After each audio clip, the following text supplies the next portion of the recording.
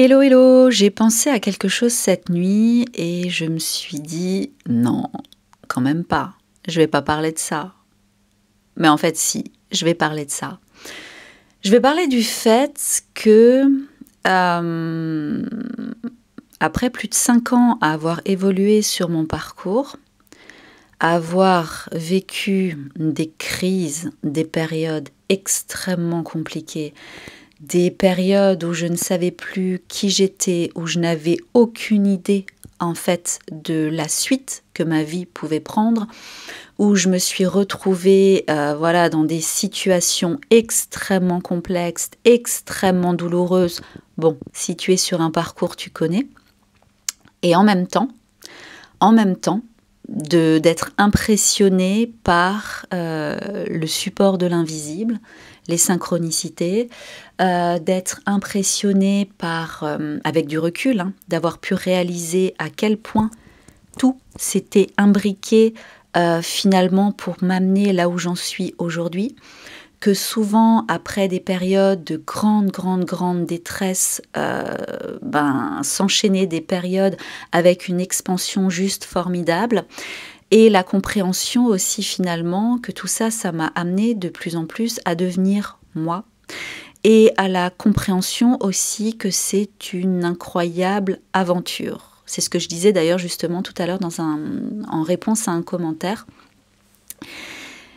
Et en fait, je vais te parler aujourd'hui de jeux vidéo. Alors pas que ce parcours est un jeu vidéo, absolument pas. Même si, que ce soit maintenant en physique quantique ou dans d'autres domaines scientifiques, il y a de plus en plus de chercheurs qui, voilà, soutiennent la perspective que nous sommes là sur Terre dans un monde artificiel, dans même certaines,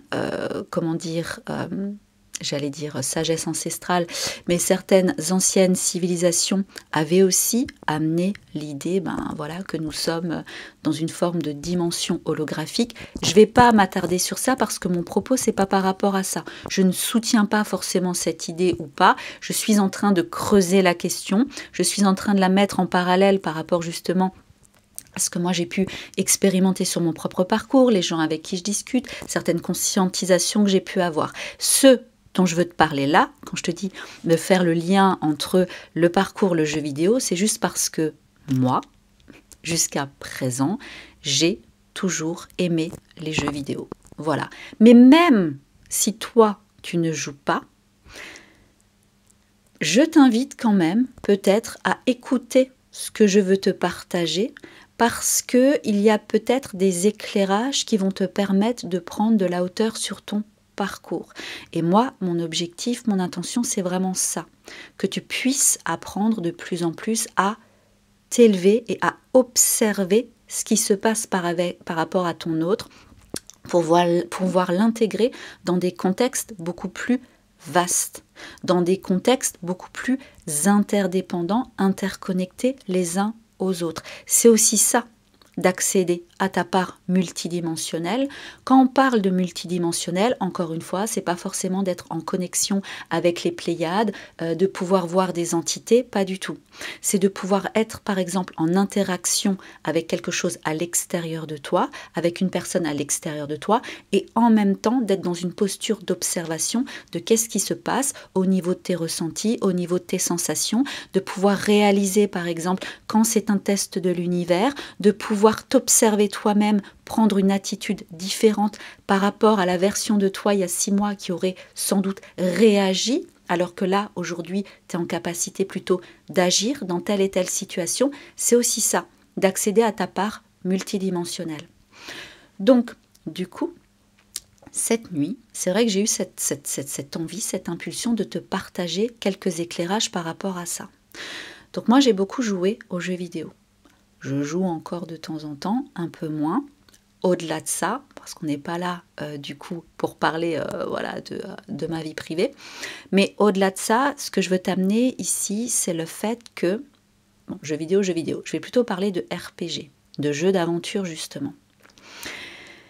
Parce qu'à un moment, pour vraiment t'accompagner par toi-même sur ton parcours, il faut être dans la conscientisation que tu vis, comme dit, une aventure. Une aventure, c'est le fait de partir en quête de quelque chose et de absolument pas savoir qu'est-ce qui va se passer. On peut faire aussi un parallèle avec le jeu de tarot, les 22 arcanes du tarot, où ça démarre voilà, avec le fou, par exemple, et puis tu démarres quelque chose. Et l'idée, la toile de fond est toujours la même. C'est que au fil de l'aventure, le héros, donc toi tu es le propre héros de ton histoire, la propre héroïne, au fur et à mesure, au fil de l'aventure, il va se passer différentes choses qui vont amener le héros, l'héroïne, à se connaître de plus en plus, à aller dans cet accomplissement finalement de démarrer quelque chose et d'atteindre quelque chose. Au-delà du parcours, au-delà d'un jeu vidéo, toi, sur cette incarnation terrestre, ta quête héroïque, tu es de toute manière dans une aventure. Tous les êtres humains sont dans une aventure. C'est juste qu'on n'en a pas forcément conscience. Ce parcours t'amène, de manière plus ou moins confrontante, à prendre conscience de ça. Mais au-delà d'être sur un parcours, tu as une énergie vitale. Dans ton thème astral, tu as un soleil. Et ta quête héroïque dans cette incarnation, c'est de pouvoir de plus en plus rayonner qui tu es, de plus en plus sentir que tu as ta place, de plus en plus sentir ce flux de vie, ce flux de joie, même si c'est pas tout rose H24, mais sentir de plus en plus que tu t'accomplis, que tu sens que pourquoi est-ce que tu es là, que tu sens les flux t'amener de plus en plus dans une dynamique d'évolution. Et tout au long de ta vie, tu rencontres justement différentes personnes, tu rencontres des obstacles, tu rencontres des périodes d'incertitude. C'est juste que, avant d'être dans un processus d'éveil, dans un processus d'individuation, la plupart des êtres humains, quand il y a un level up, quand il y a la possibilité d'atteindre un niveau supérieur justement, quand il y a un boss par exemple, quand il y a, alors un boss, pas un patron, hein, mais genre dans un jeu vidéo, c'est voilà, ça va être l'ennemi avant de pouvoir justement atteindre le niveau supérieur, ça va être une épreuve, une étape où il va falloir, comme dit, trouver ses ressources intérieures, de pouvoir dépasser ça pour poursuivre sa quête. Et la plupart des êtres humains, quand il y a justement un blocage, un boss, des difficultés, ont tendance justement à rester dans ce qu'on peut appeler la zone de confort.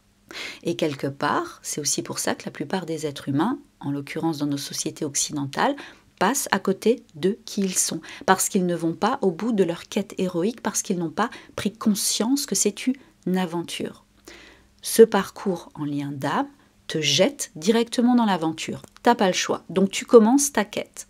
Tu commences ta quête vers toi-même.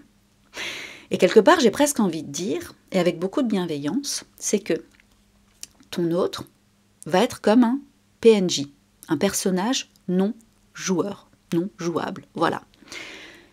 Dans les jeux vidéo, dans les RPG, dans les jeux d'aventure, tu as le héros qui va être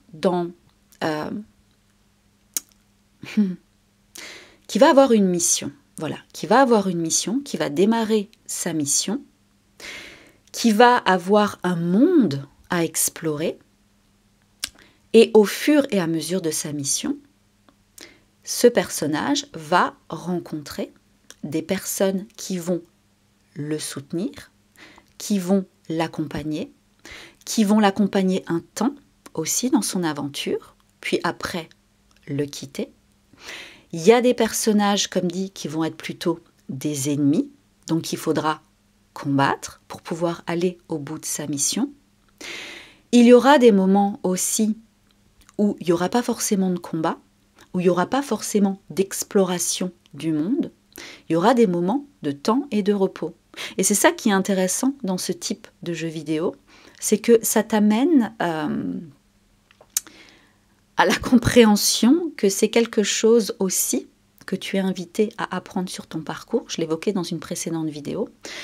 Le fait d'avoir des temps très yang, des temps d'action, des temps où tu apprends à combattre, où tu apprends à t'affirmer. J'ai eu beaucoup de mal avec ça sur mon propre parcours. Autant dans les jeux vidéo, j'étais du genre à aller, on y va au combat et tout ça, aucun souci.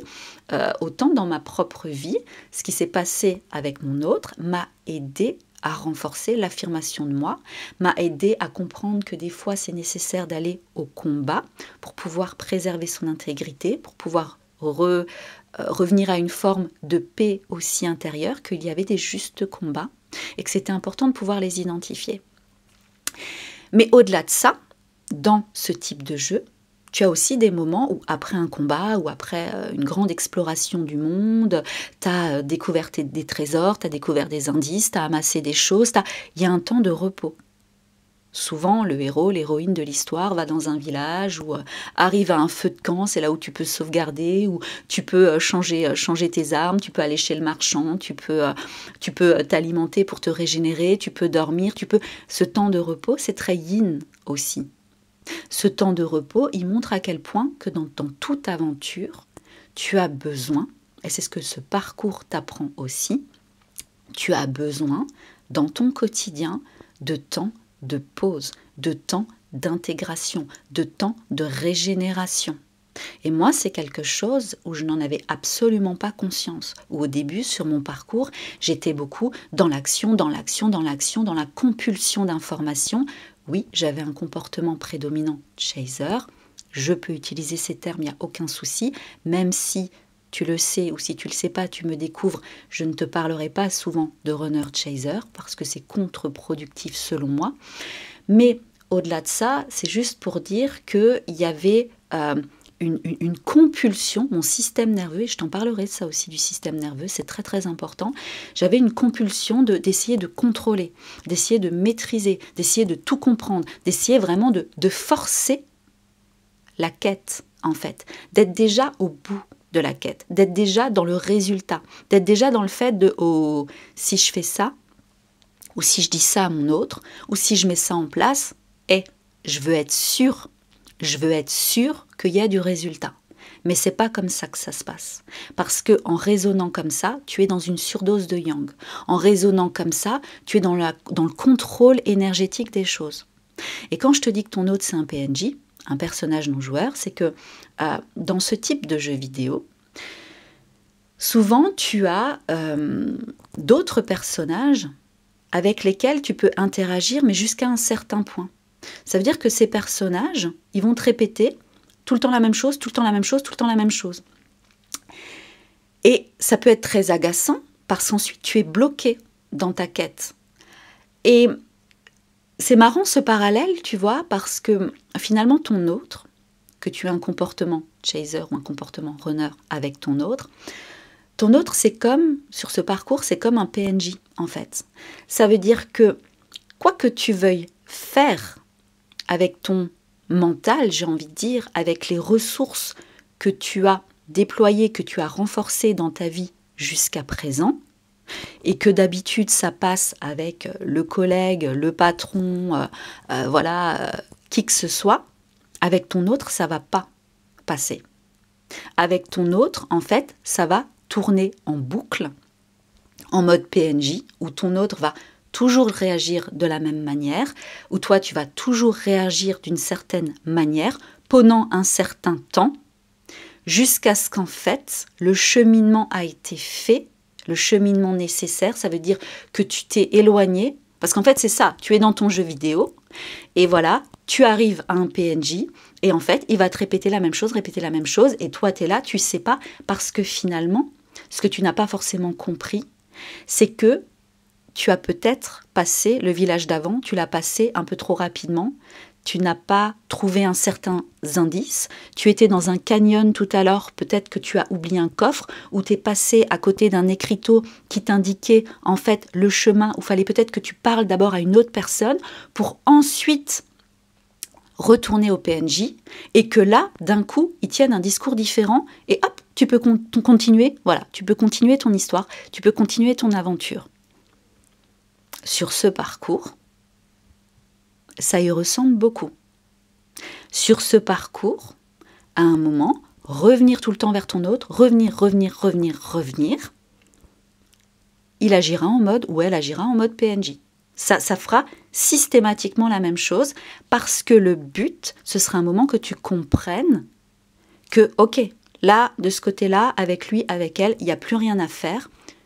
Je pense que je passe à côté de quelque chose, par rapport à moi. Donc je vais me recentrer sur moi. Et donc c'est là où tu vas pouvoir cheminer, avoir certaine compréhension, mettre en place voilà, certains projets que tu voulais faire. Et du coup, d'être dans cette ouverture, ça va t'amener justement des nouvelles rencontres aussi.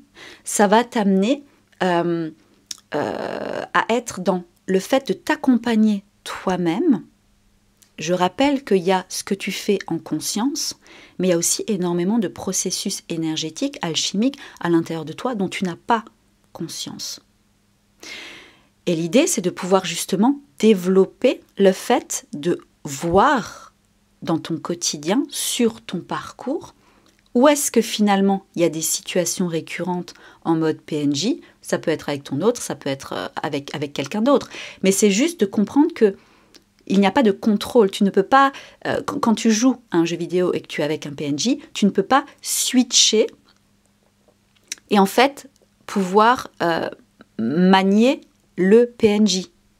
Alors que si tu as des membres de ton équipe, tu peux changer et du coup tu peux interagir avec eux, tu peux les déplacer, tout ça. Non, un PNJ, il est là, il est fixe. Tu ne le contrôles pas, tu ne le maîtrises pas. Tu peux juste t'occuper de toi et de ton aventure. Et c'est exactement ça. De pouvoir observer à un moment aussi que tu as cheminé, tu as exploré un nouveau monde. Alors là, je ne parle pas forcément de grands voyages, hein, mais ton monde intérieur par exemple. Tu as eu des nouvelles opportunités. Et ensuite, tu as acquis des choses et tu es plutôt cool. Ça se passe bien, tu es plutôt cool, tu es plutôt confiant, tu es plutôt confiante. Et là, il y a un boss. Là, il y a un boss, il y a quelque chose qui va créer énormément de résistance.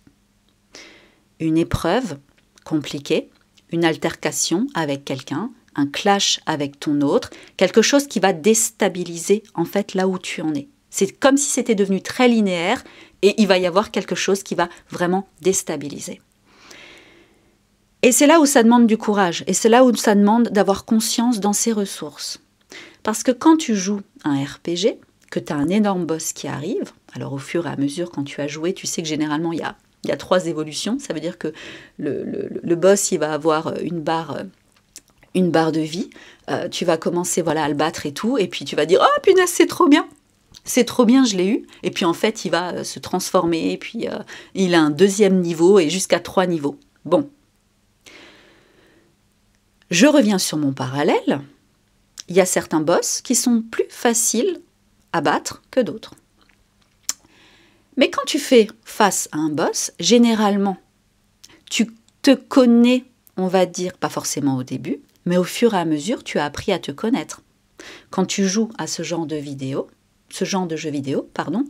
tu sais plus ou moins ce que tu as comme ressources dans ton sac. Si tu as telle et telle épée, tel et tel bouclier, tel et tel, j'allais dire materia, mais ça c'était voilà, dans Final Fantasy VII, si tu connais, tu as différentes ressources et tu n'es pas là face au boss et tu te dis « Non, j'y vais pas, je retourne en arrière. » Tu peux pas.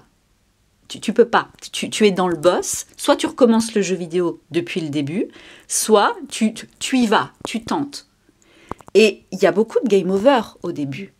Et il y a beaucoup de... Tu balances la manette, alors ça je le fais plus, mais quand j'étais plus jeune. Mais c'est juste pour dire que ça ramène de la rage, ça ramène de la colère, parce que tu n'y arrives pas, parce qu'il y a de la résistance.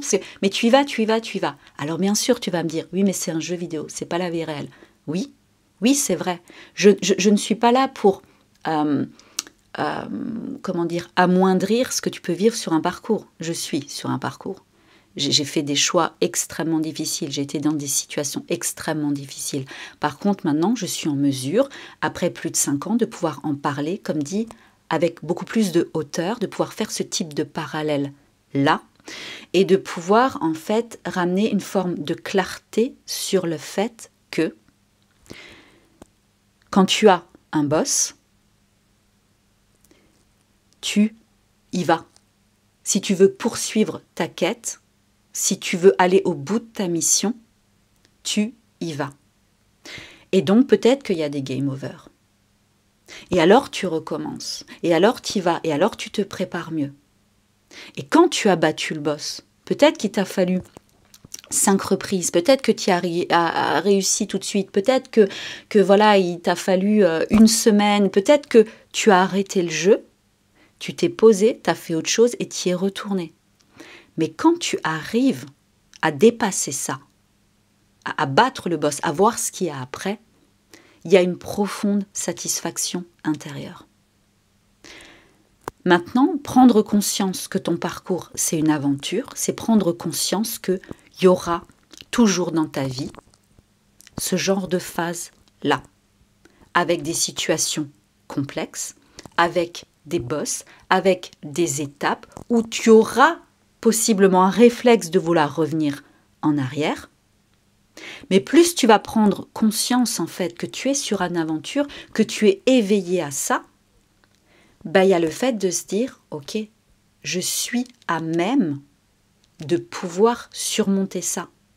Plus je vais me connaître, plus je vais connaître mes ressources, plus je vais être dans l'équilibre d'avoir des phases d'exploration du monde extérieur, des combats et des phases où je me repose, où je prends soin de moi, où je me cocooning, où je m'alimente correctement, où je régule mon système nerveux, je vais m'aider ensuite à être beaucoup plus opérationnel pour poursuivre ma quête héroïque. Pour être dans cette compréhension que, ok, mon autre est encore en mode PNJ, bon, il n'y a rien à faire de ce côté-là. Je continue ma quête. Je suis peut-être passé à côté de quelque chose. Il y a peut-être, c'est même pas un détour en fait, c'est peut-être un raccourci même, je ne sais pas. En tout cas, il y a autre chose à explorer. Ça ne s'arrête pas à l'autre.